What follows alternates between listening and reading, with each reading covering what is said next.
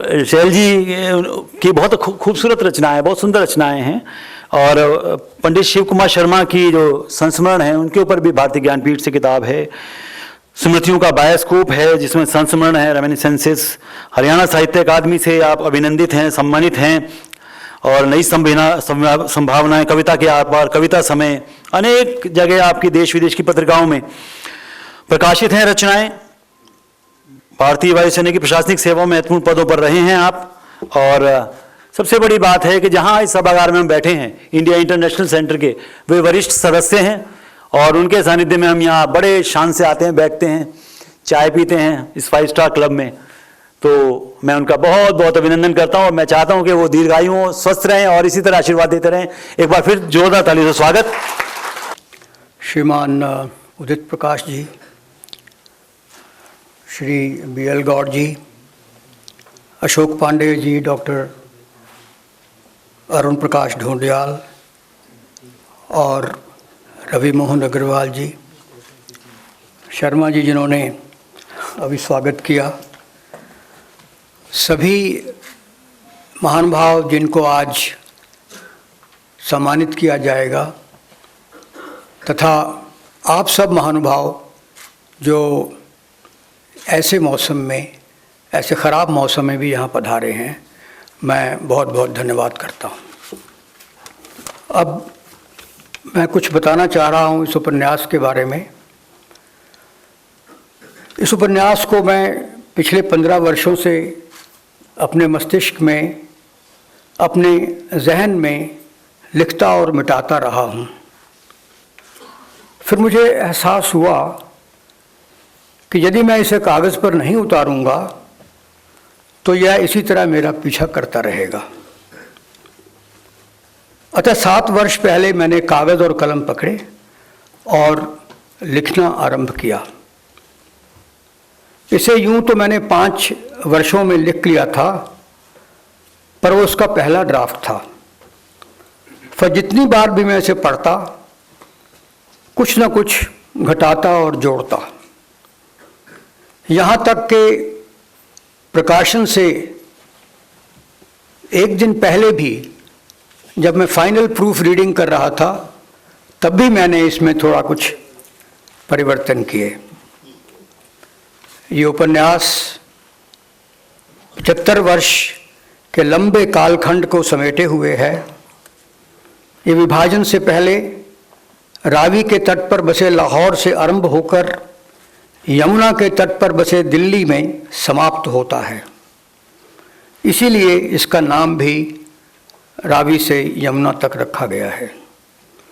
इसका नायक एक साधारण इंसान है और असाधारण जीवन जीता है। वो आदर्शवादी है, गांधीवादी है और कभी भी अपने असूलों से समझौता नहीं करता। इसके कारण उसे कई बार कष्ट भी झेलने पड़े। वो गीता और गांधी के इस उपदेश में विश्वास रखता है, इस उक्ति में विश्वास रखता है कि मनुष्य अपने विचारों से निर्मित प्राणी है। मनुष्य अपने विचारों से निर्मित प्राणी है। वो जो सोचता है वही बन जाता है। वो जो सोचता है वही बन जाता है। नायक समेत इसमें 3 पीढ़ियों का चित्रण है। इस तरह इसे 3 पीढ़ियों का आख्यान भी कहा जा सकता है। इसकी पृष्ठभूमि में देश और विदेश की राजनीतिक घटनाएं और परिस्थितियां समांतर रूप से साथ साथ चलते हैं। एक बात और बता दूं कि यह लगभग 25% आत्मकथात्मक है और 75% काल्पनिक है।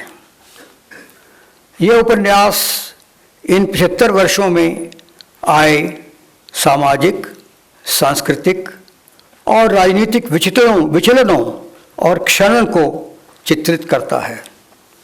इस तरह ये एक ऐतिहासिक और दस्तावेजी आख्यान का रूप धारण करता है इसे पढ़ते हुए आप उस कालखंड को जीवंत एक फिल्म की तरह अपनी आंखों के सामने घटित होता देख सकते हैं। मैं साहित्य अकादमी पुरस्कार विजेता श्रीमती चित्रा मुद्गल का हृदय से आभारी हूँ, जिन्होंने न केवल इसकी पांडुलिपि को बड़े मनोयोग से पढ़ा और अपने बहुमूल्य सुझाव दिए, बल्कि इसका फ्लैप मैटर भी लिखा। आज वो यहाँ नहीं आ पाई हैं क्योंकि वो अस्वस्थ चल रही हैं। इसका शीर्षक लोकप्रिय साहित्य के बेताज बादशाह और मेरे मित्र और सहपाठी सुरेंद्र मोहन पाठक ने सुझाया था। जब मैंने उसको इसका थोड़ा सा बयान किया तो उसने यह शीर्षक सुझाया। मैं उसका भी आभारी हूँ। मैं इसे प्रकाशित करने के लिए भारतीय ज्ञानपीठ और उसके प्रबंध न्यासी साहू अखिलेश जैन का भी आभारी हूँ, जिन्होंने इसे बड़े प्यार से प्रकाशित किया है। मैं उद्भव साहित्यिक, सांस्कृतिक और सामाजिक संस्था को धन्यवाद देना चाहता हूँ। साथ ही डॉक्टर विवेक गौतम को भी मैं बहुत बहुत आभार व्यक्त करना चाहता हूँ, जिन्होंने इस कार्यक्रम में इसके लोकार्पण का आयोजन किया। इसके साथ ही मैं श्री शेखर दत्त, श्री उदित प्रकाश राय, श्री BL गौड़, श्री अशोक पांडे, अरुण प्रकाश ढोंडियाल जी, राय जी और अन्य लोगों का जो मंच पर उपस्थित हैं, बहुत बहुत धन्यवाद करता हूं, जिन्होंने इसका विधिवत लोकार्पण किया है। अंत में मैं आप सभी मित्रों का बहुत बहुत आभारी हूं, जिन्होंने आज जैसे मौसम में यहाँ पधार कर इस कार्यक्रम की शोभा बढ़ाई है। बहुत बहुत धन्यवाद।